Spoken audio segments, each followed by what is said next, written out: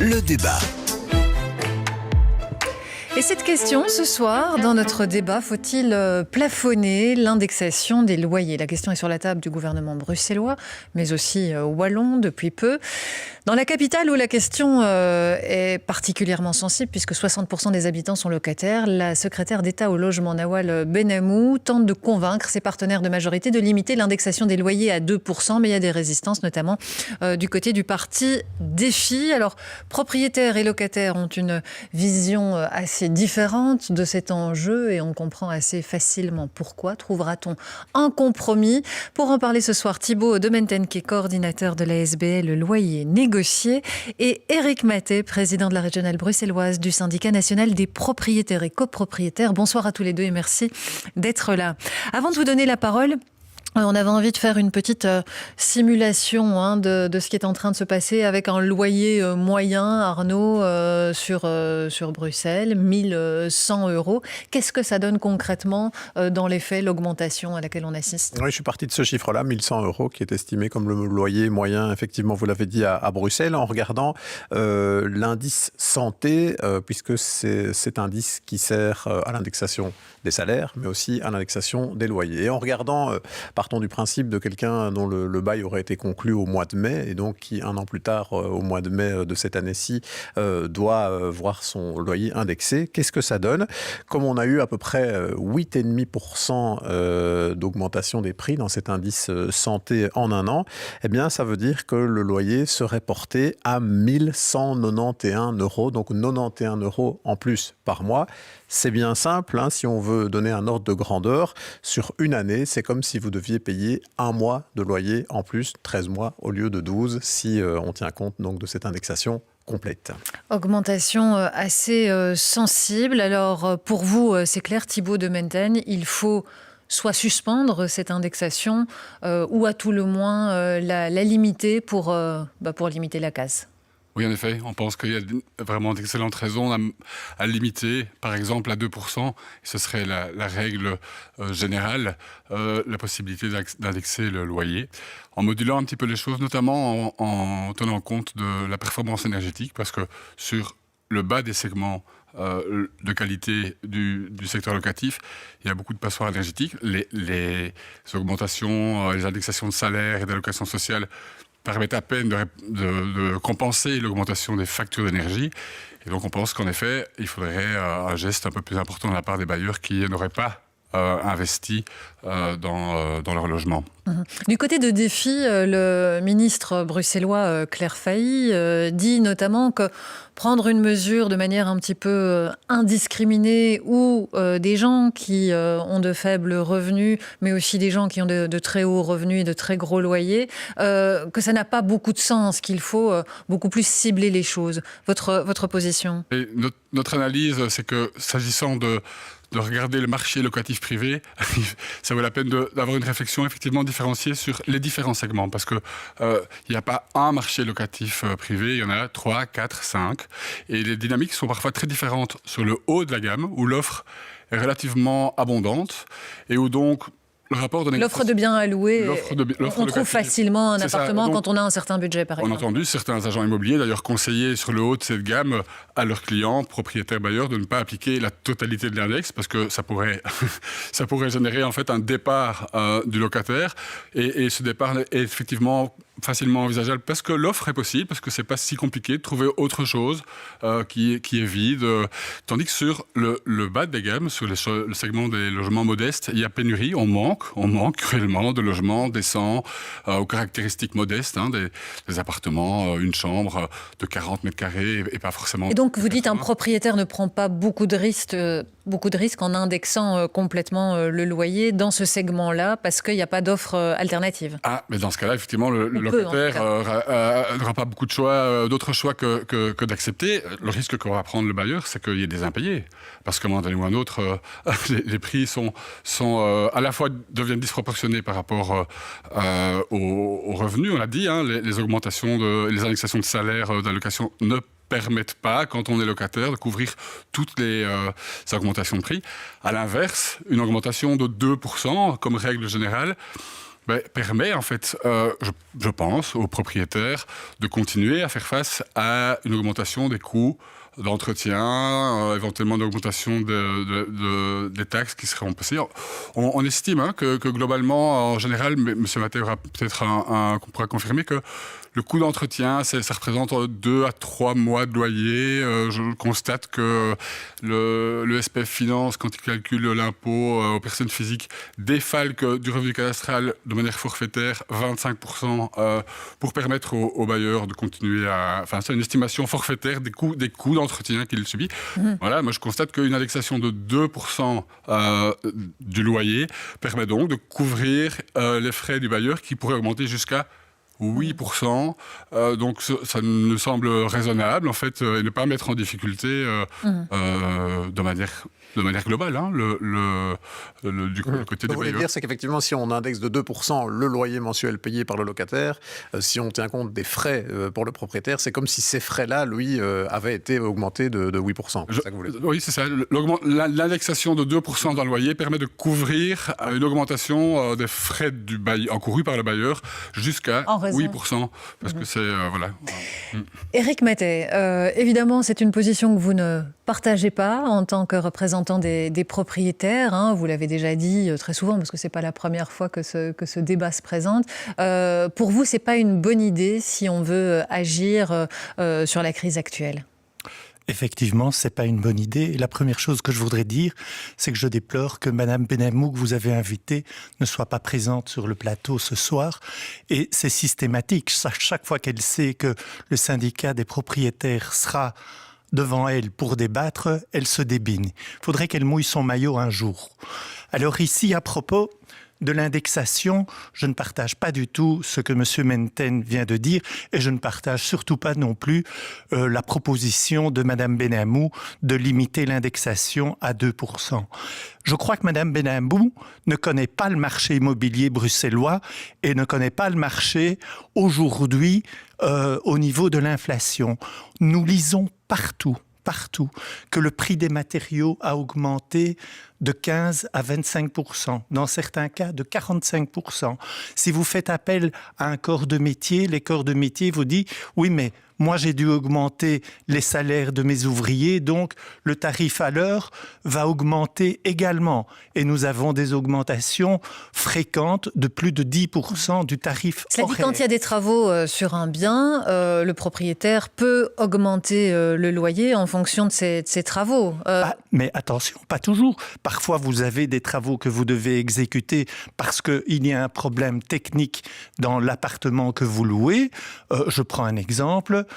Il y a par exemple un boiler d'eau chaude qui est défectueux. Il faut le remplacer. Ça va coûter beaucoup plus cher que l'augmentation de 2% qui est suggérée par le gouvernement bruxellois. Donc, en plus, ce n'est pas les propriétaires qui sont à l'origine de l'augmentation de l'inflation de 8,5%. Ni les locataires, d'ailleurs. Ni des locataires, au demeurant, vous avez tout à fait raison. Donc, on veut faire supporter par les propriétaires une inflation qui est due notamment au prix de l'énergie, du gaz, de l'électricité, du pétrole et une inflation des matières premières qui interviennent dans le cycle de la construction. On veut faire supporter ça par les propriétaires. Mais c'est discriminatoire. Moi, je voudrais demander à Mme Benhamou et à M. Vervoort, tous deux socialistes, qu'ils demandent à leur président de parti de défendre la même limitation de l'indexation à 2% pour tout ce qui est salaire, pension, allocation sociale. Ça, je voudrais le voir. Ici, on s'attaque aux propriétaires privés. Eh bien, qu'on étende cette mesure de 2%, mais alors à l'ensemble de tout ce qui doit être indexé. Et je crains fort que M. Magnette ne va pas spécialement aller... Vous êtes remonté contre les socialistes, si j'entends bien. On précisera quand même que Mme Benhamou préférait refuser cette invitation parce qu'elle estime que le débat, pour le moment, il est surtout au niveau politique et au gouvernement et il tente d'obtenir un accord. C'est donc la raison pour laquelle elle a refusé cette invitation. D'accord, mais il y a toujours une bonne raison à évoquer, bien sûr. En tout cas, j'expose la sienne puisqu'elle n'est pas là pour le dire. Oui. Arnaud. Oui, une question sur l'enjeu énergétique, parce que je trouvais que c'était intéressant ce que soulevait Monsieur de Mented, quand il dit il y a des logements qui sont de véritables passoires énergétiques, d'autres qui sont par exemple beaucoup mieux isolés. Or, dans une crise comme celle-ci, on sait que ça peut faire une énorme différence, parce que le locataire, c'est lui qui va prendre à sa charge le fait de devoir se chauffer en particulier, et que donc les locataires ne sont pas à armes égales. Est-ce que ça n'aurait pas du sens de moduler quelque part cette indexation en fonction des performances énergétiques d'un bâtiment? On sait qu'on a des certificats PEB, par exemple, aujourd'hui, qui permettent de le mesurer. Et ça constituerait d'autant plus une motivation pour les propriétaires à mieux isoler ces logements, ce qui est un enjeu de société aussi par rapport aux défis climatiques qu'on connaît. Écoutez, je pense que l'imagination est au pouvoir, si je puis dire, et qu'on va toujours trouver une formule pour dire il faudrait lier l'indexation à ceci ou à cela. L'enjeu climatique est un enjeu très important. Tout le monde le sait. Les propriétaires doivent et devront faire des investissements importants. Et ces investissements importants, comment vont-ils se traduire in fine ? Quand la Banque nationale dit que pour isoler convenablement un logement, il faut compter une enveloppe entre 35 et 50 000 euros. Vous pensez bien que le propriétaire qui va exposer, je prends la fourchette basse, 35 000 euros pour faire en sorte que son PEB passe de G à A ou à B, c'est clair que son loyer, il va l'adapter en conséquence et qu'il y aura une augmentation du loyer. Ce sera indéniable. Ce sera indéniable. Monsieur Matet, est-ce que vous n'avez pas l'impression que la complexité aussi de la situation aujourd'hui, elle est liée au fait qu'on soit sur un marché immobilier qui soit totalement dérégulé, où on a vu quand même des prix qui ont très fort augmenté au niveau des loyers ces dernières années. Est-ce que ce soit en suspendant l'indexation ou en prenant d'autres mesures, il n'y a quand même pas une nécessité à un moment donné de venir avec des mesures qui puissent un petit peu réguler les choses pour éviter les abus qui sont quand même constatés. Et c'est vrai que M. de Menten signalait que dans le segment des logements à bas loyer, il y avait quand même énormément d'abus vu qu'il y avait très peu d'offres. Mais comme vous le dites, il y a très peu d'offres. Quand il y a peu d'offres et que la demande est élevée, les prix automatiquement... Mais ça veut dire que vous ne reconnaissez doit... pas quand même une responsabilité de certains propriétaires aujourd'hui d'appliquer des tarifs et de loyers qui ne sont pas conformes aux biens? Avec M. de Menten, on parle des marchands de sommeil dans ce cas-ci. Mais ça, c'est tout à fait distinct. Ici, on parle du marché immobilier dans son ensemble. Marchands de sommeil, on peut... C'est un peu plus large que les marchands de sommeil, mais c'est sur en tout cas les loyers de biens qui sont sous les 1 000 euros, par exemple, pour un 2-3 chambres. Oui, pour un 2-3 chambres, en dessous de 1 000 euros, il faudra chercher beaucoup. Mais en tous les cas, moi, je voudrais dire aussi ceci. Vous dites, à juste titre, que les loyers ont augmenté à Bruxelles. C'est vrai, ils ont augmenté hors index de 20% entre 2004 et 2018. C'est l'Observatoire des loyers qui le dit.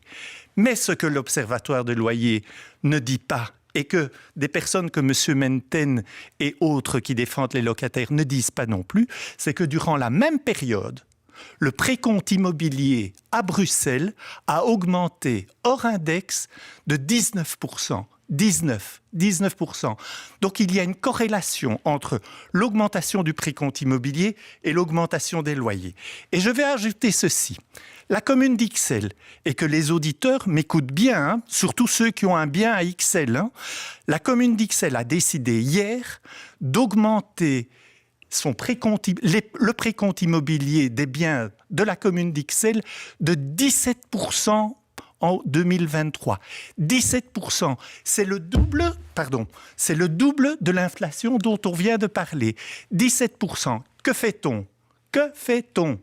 Par rapport à ça, M. Menten, une réponse, parce que c'est vrai qu'on entend dans le discours de M. Matet que les propriétaires, oui, sont soumis en effet à toute une série de charges importantes, qu'en effet, quand on fait des travaux pour rénover un bien ou en tout cas pour l'entretien, on a des coûts qui sont aussi de plus en plus élevés. Donc, c'est pas toujours simple pour les propriétaires et les propriétaires ne sont pas tous riches et multipropriétaires. Non, et En effet, il faut pouvoir préciser aussi que en même temps que cette évolution, cette augmentation hors index de 20% des montants des loyers, il y a une partie de cette augmentation qui peut aussi s'expliquer par l'augmentation de la qualité de certains logements. Absolument. Ce qui pose problème, c'est qu'en quelque sorte, sur une large part du marché, les prix ont augmenté sans que la qualité n'augmente en parallèle. Et on se retrouve à Bruxelles aujourd'hui avec un phénomène de loyer abusif où des locataires qui, du fait de la discrimination, du fait de leur origine, du fait aussi de la faiblesse de leurs revenus,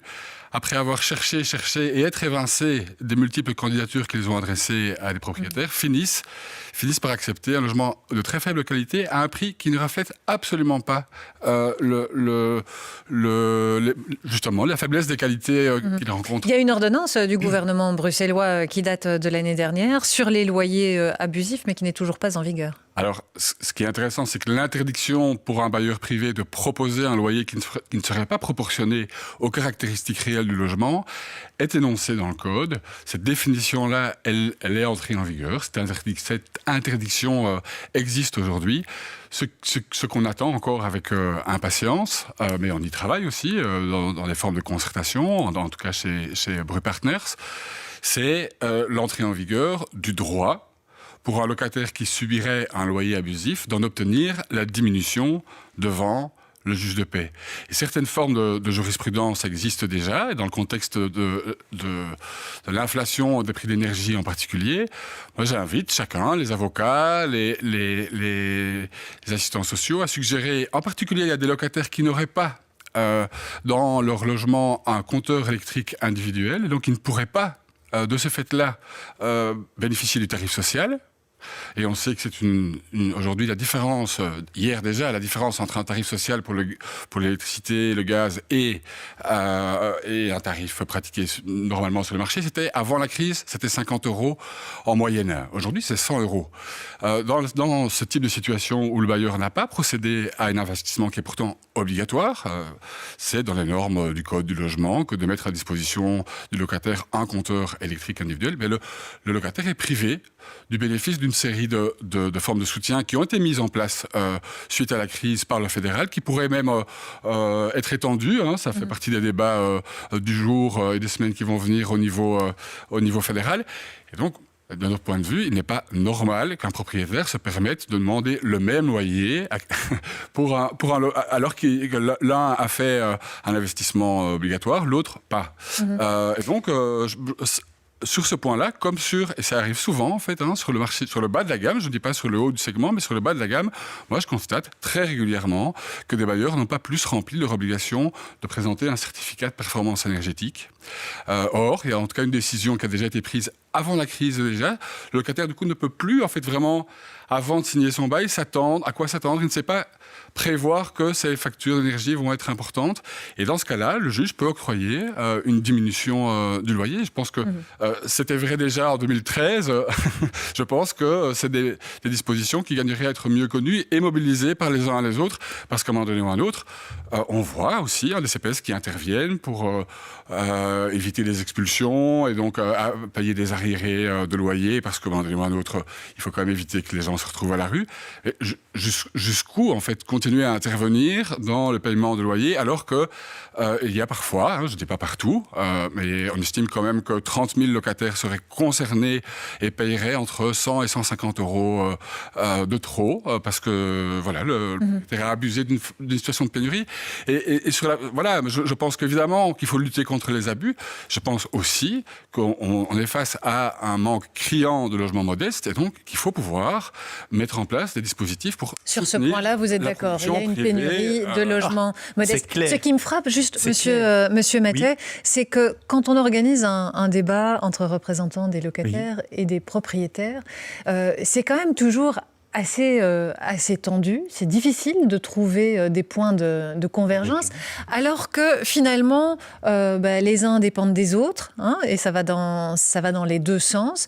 Comment ça se fait que ce soit aussi clivé? Parce qu'on se dit, par exemple, que dans la situation actuelle, s'il y a beaucoup de gens qui ont des difficultés de paiement parce que l'indexation est importante, etc., ça ne va pas bénéficier aux propriétaires qui ne seront pas payés.